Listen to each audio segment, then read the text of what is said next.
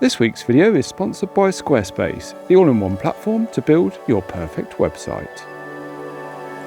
I think it's fair to say that when you first get into photography, it can often feel overwhelming, can't it?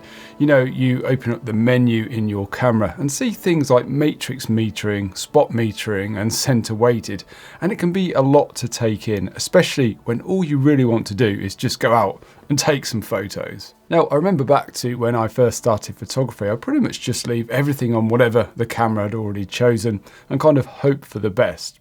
But after a lot of time out with the camera, getting things wrong and gradually understanding what was actually going on, metering became to make a lot more sense to me. And once I got a proper handle on it, it generally had a noticeable difference to how consistent my exposures were. Because at the end of the day, metering is just your camera trying to decide how bright or dark your photos should be. And when you understand how it's making that decision, you can start guiding it. And I think that's when your exposures start to feel more intentional and consistent.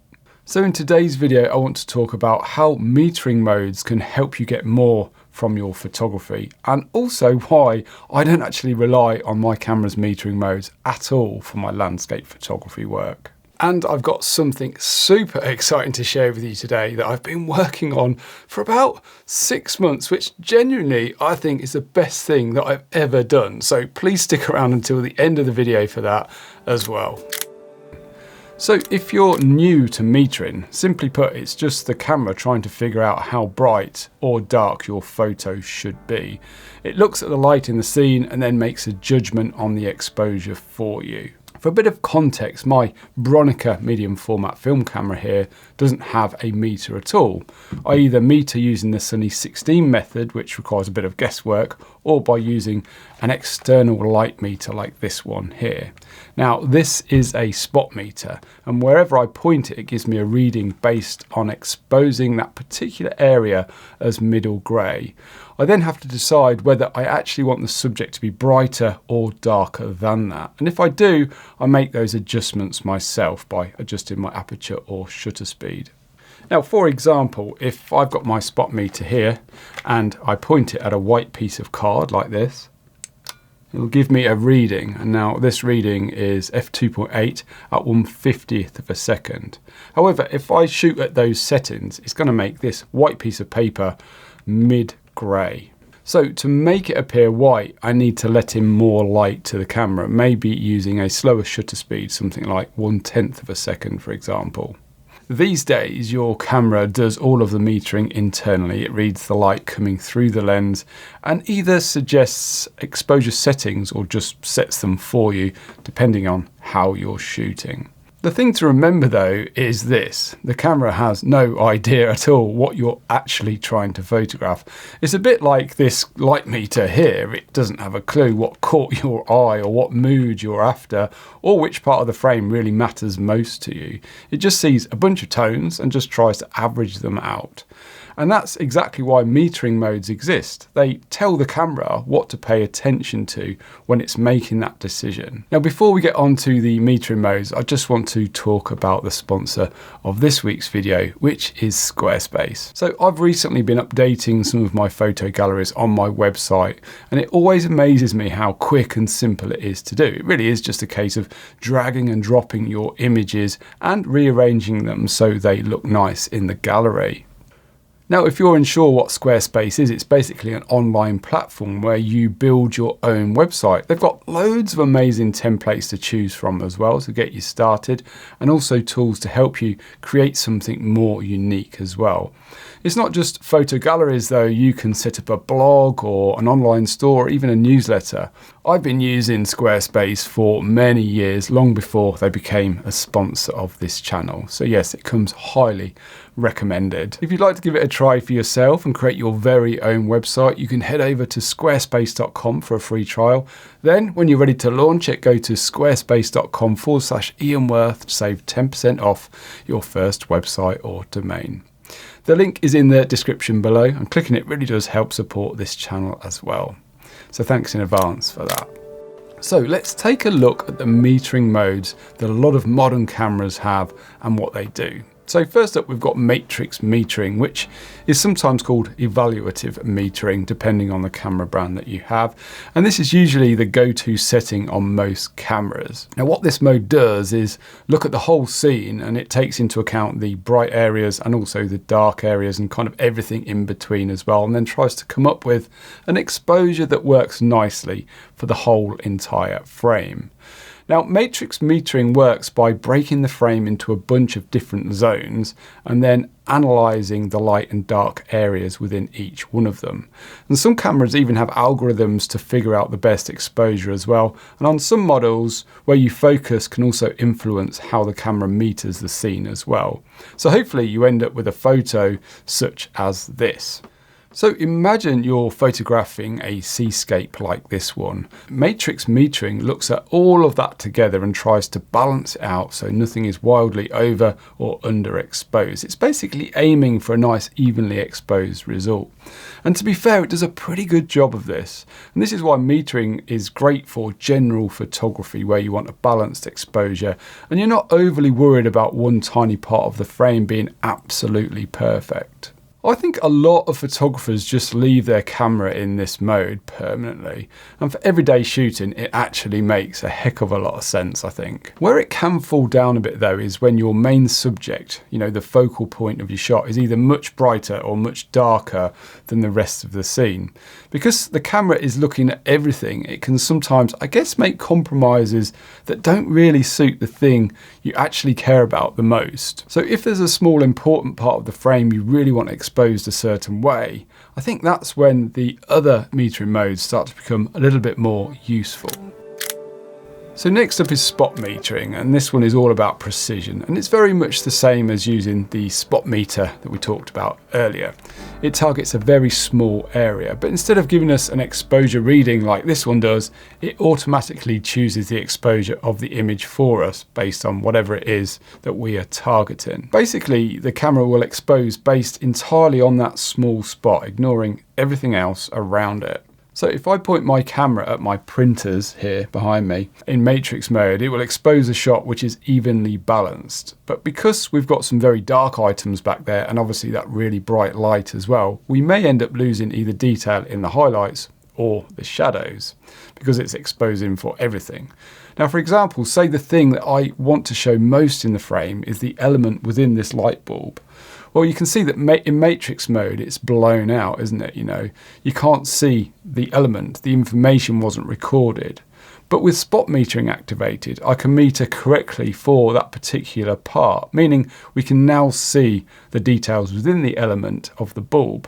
Yes, everything else is now really dark, but it's not always a concern if there's something in particular that has priority in the shot. Spot metering can be really handy for backlit subjects and objects against really bright or dark backgrounds if the subject you're photographing is the most important part of the frame. Spot metering is a great way to make sure it gets exposed correctly without the rest of the scene confusing your camera. Next up is center weighted metering, and as the name suggests, center weighted metering puts the emphasis in the middle of the frame when deciding on exposure. Think of it a bit like your camera is looking straight ahead through a tube, paying attention to what's right in the center of that frame. For example, imagine you're taking a shot of a dog with a bright sky behind it. If you're in matrix mode, the camera might try to balance the whole scene, and the subject could end up a little bit underexposed. With center weighted metering though, the camera gives priority to the middle, so your subject's face is exposed correctly, even though the background ends up being maybe a little bit too bright. I think it's a simple, reliable way to make sure the part of the frame that really matters gets the exposure it requires. I guess it's a bit of a middle ground between matrix and spot metering. Now, some cameras have other metering modes as well, like average and highlight weighted, but the names are pretty self-explanatory really and work in a very similar way. But I think the main ones are the three we've just spoken about. But I just want to mention when actually to use these metering modes and what to do when they don't give you the results that you are looking for. So first and foremost, these metering modes are really designed to help with automating the process when we have the camera set up in one of the automatic or semi-automatic modes. So think automatic, aperture priority or shutter priority. These modes are designed to either make it easy for us or enable us to quickly take a photo when we need to react to a situation. Wildlife photography is a good example. If we're shooting a moving bird, it can be hard enough to acquire focus, let alone then dial in our exposure settings in time to actually grab the photo. And typically for wildlife, I'm using manual aperture, manual shutter speed and auto ISO. So the only thing that fluctuates to change my exposure is the ISO based on the metering mode that I've set, which typically would either be matrix or center weighted depending on my scene. With something like aperture priority, the shutter speed and ISO will fluctuate in tandem to get the exposure that the meter determines is correct. The thing we have to remember though is that the meter still might not make the scene look how we want it to look, and that's where exposure compensation comes into play. And with exposure compensation, we can basically tell the camera to brighten or darken the image from the initial exposure that it's set in. So say there's lots of highlights in the scene and you want to protect them, you might decide to dial back the exposure compensation a little bit so the image is always a little bit darker than the meter is providing. As mentioned at the start, I don't tend to use metering modes at all for my landscape photography work, and this mainly comes down to two things. The first being that I'm using a mirrorless camera like this one here, and the second one being time. So with mirrorless cameras, you have the luxury of seeing your photo in real time. It's a what you see is what you get scenario. You know, when I'm setting up my shot, I can see exactly what it looks like on my screen, and I also get feedback on my exposure via the live histogram as well. And it's these two things that I use to get the look that I'm after. Now, the beauty of landscape photography for, I guess, the majority of the time is that we have the luxury of time, don't we? I'm often spending minutes or even hours creating a single photo, which allows me to set up my shot in full manual mode. And this means I'm selecting the shutter speed, the aperture and ISO that I think best suits the scene that I'm shooting. And I'm using both the histogram and the LCD to help with this. In my opinion, it's the easiest way to shoot scenes when time is on your side. And at the end of the day, if the image didn't come out as you hoped, you've only got yourself to blame, haven't you? Okay, as I mentioned at the start of the video, I've got something I'm really excited to finally share with you. It's something I've been quietly working on behind the scenes for absolutely ages. And honestly, I can't wait to show you what it's all about. So I've started a project called More Art Collective. And the idea behind it is pretty simple. In a world that's becoming more and more driven by AI generated images and automated creativity, I wanted to create something that helps keep art human, not to fight technology, but just to make sure there is still a space for real people, real stories, and real creativity as things continue to evolve.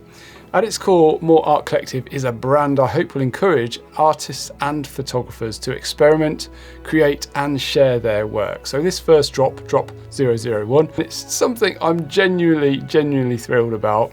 I really hope it's something that you'll want to be a part of as well. So for the first release, we've created 6 pieces in total, 5 t-shirts and 1 hoodie. Here's one of the t-shirts here with one of my images on the front. They're all 100% organic, high quality cotton.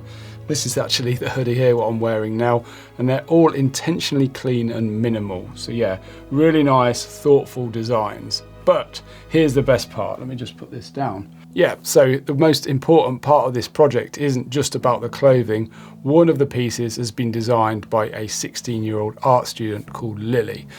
Moving forward, the goal is to bring more artists and photographers into each drop, giving them a platform and some support and hopefully a bit of encouragement to keep going with their creative journey.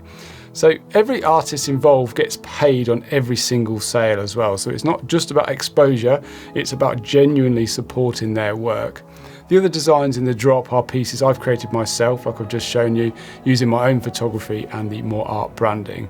Just things that reflect the tone of the channel and what this project is all about. And if you're wondering, more is the Welsh word for sea. So you'll notice a bit of an ocean theme running through some of these designs, like Lily's octopus piece, which also carries a subtle message about protecting our oceans. And longer term, I'd love for this to grow into something much bigger than just clothing. The goal is to support up and coming artists in a meaningful way and eventually even help provide art and photography supplies to students around the world who might not otherwise have access to them. So with your support, who knows where this could go. If you do decide to pick something up, just know that you're directly supporting not only this channel as well, but also young up-and-coming artists. So if you'd like to check it out, there is a link down in the video description, and you can also use the QR code on the screen or the link on the screen. Now, this first drop is only available for 10 days, so if this is something you're interested in, please definitely take a look sooner rather than later. So yeah, your support really does mean a lot. Anyway, I do hope you enjoyed this week's video. Thank you so much for watching, and thanks in advance if you do fancy supporting More Art Collective. Hopefully there are a few takeaways in this video as well. Anyway, take care, and I hope to see you again next week.